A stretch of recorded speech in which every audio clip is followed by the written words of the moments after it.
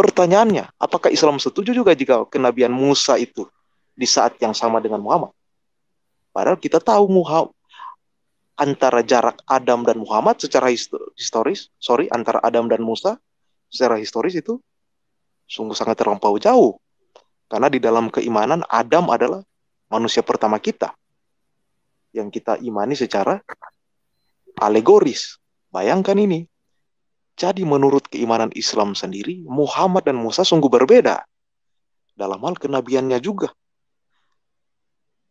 Jadi kalau mau katakan bahwa nabi yang seperti Musa itu adalah Muhammad, maka tidak ada yang spesial di dalam diri Muhammad itu sendiri di dalam Islam. Sedangkan menurut teologi Nur Muhammad, Muhammad itu lebih dari semua nabi. Karena hanya dialah nabi yang diangkat di saat Adam dalam keadaan roh dan jasadnya. Sungguh merupakan kepalsuan bagi si Kainama ketika mau memaksakan tafsiran sesatnya atas Ulangan 18 ayat 18. Nah, itu pemaparan saya nomor 2. Sekarang ketiga. Di sini saya akan mengatakan bahwa saya sangat setuju dengan klaim bahwa Muhammad sungguh dinubuatkan di dalam Alkitab. Sekali lagi saya katakan dengan sadar bahwa saya setuju dengan pandangan yang mengatakan kalau Muhammad itu sungguh-sungguh dinubuatkan di dalam Alkitab. Malah saya akan membantu mereka untuk mencari nubuat tersebut. Bahkan di dalam Injil, Muhammad itu dinubuatkan. Saya hanya mau memberikan 2 ayat ini, di mana kita akan lihat secara jelas dan persis kalau sungguh Muhammad itu dinubuatkan. Nah, Bung Gia bisa bisa arahkan kita kepada Injil Matius pasal 24 ayat 11. Ya, oke. Apa di Injil Matius? Matius 24 ayat 11. Matius 24 ayat 11. Oke, sebentar. Ya. Di sini kita akan lihat bahwa seorang yang selalu mereka cari nubuat kenabiannya di dalam kitab kita ternyata sungguh dinubuatkan di dalam Injil Matius. Oke, sebentar. Ya. Matius berapa tadi? Matius 24 ayat 11.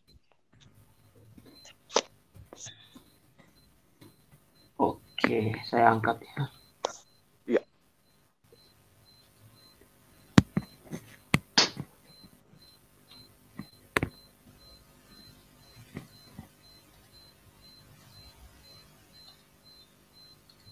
Silakan, berarti. Ya. Nah, ini dia. Sungguh sangat jelas nubuat akan kenabiannya di dalam Injil. Tepatnya Matius 24 ayat 11. Banyak nabi palsu akan muncul dan menyesatkan banyak orang. Jika mereka tidak merasa cukup dengan satu ayat, dengan ayat ini, akan saya tambahkan lagi. Oke. Ini mungkin menjadi pemaparan terakhir saya, Bung Gia. Bisa arahkan kita ke surat Rasul Yohanes pertama, 1 Yohanes, bab 3 ayat 24. 1 Yohanes 3 ayat 24.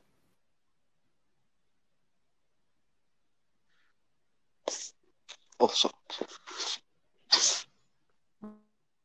maaf, salah.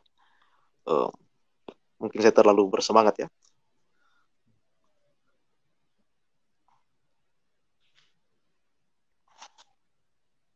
Ya, yang keberapa?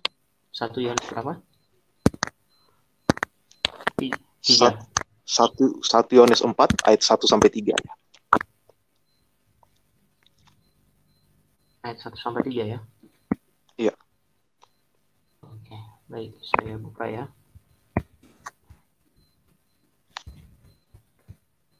Oke. Oke, saya perbesar. Iya. Supaya nyata gitu ya di depan depan mata. Silakan, brother.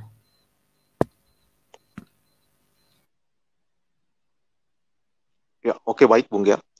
Nah, jadi kalau Injil Matius tadi masih dianggap kurang untuk menyatakan nubuat akan kenabiannya, ini surat pertama Rasul Yohanes pasal 4 ayat 1 sampai 3. Mari kita baca bersama. Saudara-saudaraku yang kekasih, janganlah percaya akan setiap roh, tetapi ujilah roh-roh itu, apakah mereka berasal dari Allah. Sebab banyak nabi-nabi palsu yang telah muncul dan pergi ke seluruh dunia. Nah, jadi memang sungguh seorang yang diimani oleh Kainama itu sebagai nabi yang dinubuatkan di dalam Bible, memang benar. Dia dinubuatkan di dalam Bible. Tepatnya pada ayat-ayat yang sudah kita lihat tadi. Kyrie eleison. Mungkin itu dari saya, Bung Dia. Mohon maaf kalau kepanjangan. Saya kembalikan. Ya, Terima kasih. Terima kasih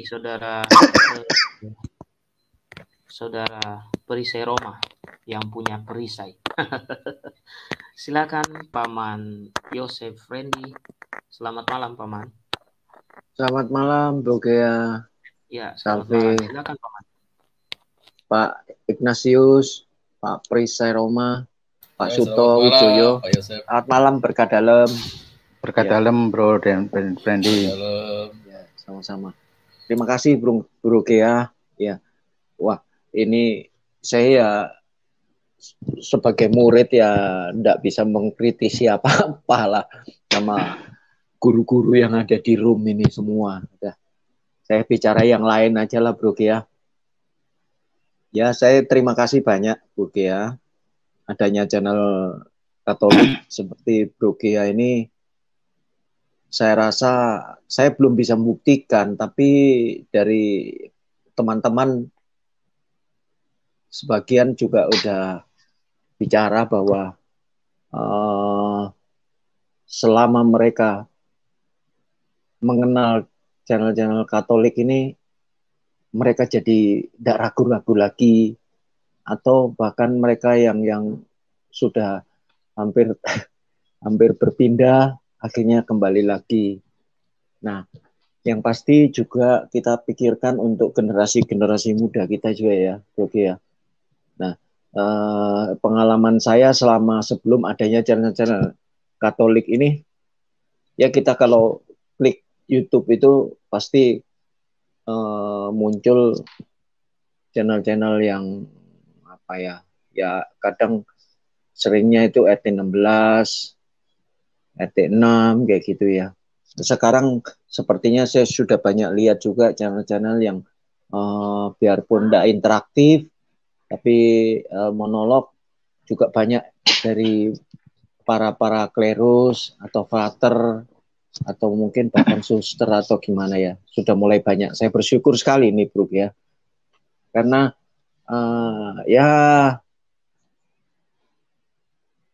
apa ya maksudnya ya, jadi supaya kita awam-awam Katolik ini juga kalau klik YouTube itu ketemunya langsung channel Katolik, terus nanti ketemu lagi channel Katolik gitu.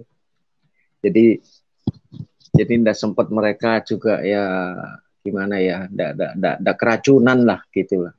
Kalau saya pribadi ya dulu selancar kemana-mana gitu.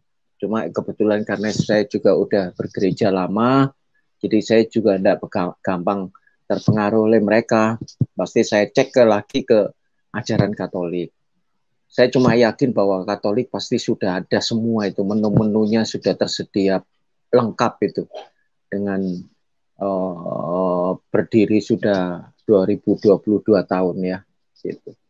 Terus satu lagi juga ingin saya sampaikan bahwa kalau tidak salah kemarin Bro Katsu ada rencana pemuritan ya, Bro Gia. Bro Gia dengar nggak ya soal itu? Iya. Iya, dengar ya, Bro Gia. Nah, saya setuju sekali itu. Nah, kalau bisa ya Bro Gia ada pemuritan lagi gitu. Jadi semakin banyak channel-channel Katolik yang muncul dan semakin banyak awam-awam ini ya tercerahkan gitu. Nah, saya harapin juga Pak Ignatius juga udah punya channel nih. Pak Perisai Roma juga ini punya channel ya, gitu. Saya berharap juga Pak Ignatius punya, biar saya nanti bisa mampir atau bisa jadi bicara juga boleh. Waktunya Pak, kalau saya. Iya, enggak apa-apa. Nah, teman-teman di LC juga, siapa tahu juga, ya pasti Bro Katsu, Bro Gea, pasti mendukung soal apalah, literasi, atau apa gitu. Jadi semakin banyak ya, semakin baik saya rasa. Gitu aja Bro Gea yang ingin saya sampaikan, Bro Gea. Terima kasih banyak waktunya. Tuhan memberkati. Baik. Terima Ya. kasih Paman Yosef Randy. Silakan Paman Suto. Selamat malam, berkah dalam. Berkat dalam Dek Gea dan Bro Ignatius Loyola dan Bro Perisai Roma serta Bro Yosef Randy. Sugeng dalu. Ini Pak, Berkat sugeng dalam, dalu, sugeng Pak. dalu, Pak. Ini kalau menyimak apa yang disampaikan oleh Agustinus Kainama, ini mestinya dia belajar dulu dari kitab sucinya. Kalau dia mengquote dari Ulangan 18 ayat 18, itu kan firmannya ditaruh di mulut ya deh ya, intinya gitu kan. Sementara Nabi junjungannya dia kan firmannya itu sebelum turun kan hatinya sudah dibersihkan dulu untuk menyimpan firmannya toh. Kan bertolak belakang. Yang benar yang mana? Firmannya ditaruh di mulut atau di dalam hati junjungannya? Nah, tolonglah si polemikus RT6 dikoreksi si Agustinus Kainama itu. Kalau mau mencari nubuatan-nubuatan di Alkitab, itu harus memakai referensinya di kitab sucinya dia. Kitab sucinya dia kan